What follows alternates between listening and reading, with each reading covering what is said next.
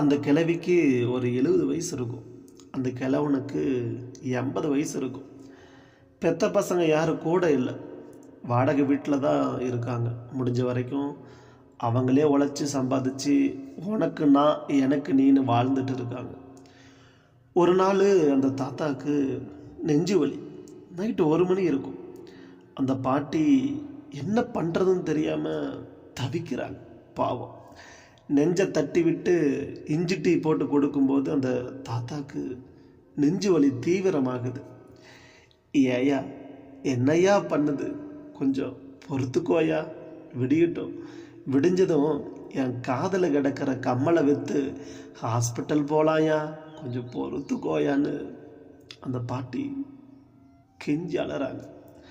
அதுக்கு அந்த தாத்தா சொல்கிறாரு, ஹேய் கிறுக்கி, நாளைக்கு விடிஞ்சா 1ஆம் தேதி வாடகை கட்டணுண்டி, அரிசி கடன்காரனுக்கு கடனை அடைக்கணுண்டி, உங்ககிட்ட இருக்கிறதே அந்த 1/2 பவுன் கம்மல் தான், அதையும் எனக்கே விற்று போட்டுட்டா நீ என்னடி பண்ணுவ? எனக்கும் வயசாயிடுச்சு, இருக்கிற வரைக்கும் இருக்கலாம், நான் போகும்போது உன்னை கடங்காரியா விட்டுட்டு போக மாட்டேன்டி, சத்தியமாக உன்னை கடங்காரியா விட்டுட்டு போக மாட்டேன்டி. ஒன்று சொல்லவா, செய்வியா? ஓ காதல் கிடக்கிற அந்த 1/2 பவுன் கம்மலை விற்று இருக்கிற கடனெல்லாம் கட்டிட்டு நிம்மதியாக ஒரு வேளை பிரியாணி சோறு தின்னுட்டு மிச்ச காசில் ஒரு பாட்டில் விஷத்தை வாங்கி குடிச்சிட்டு 2 பேரும் ஒன்றா செத்தடலாண்டி.